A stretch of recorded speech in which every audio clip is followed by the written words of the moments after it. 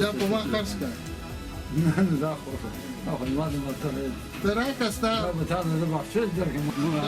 دا ما تا نه په دې راپړې وایستو ها دا څه خیرات کړي ده که نه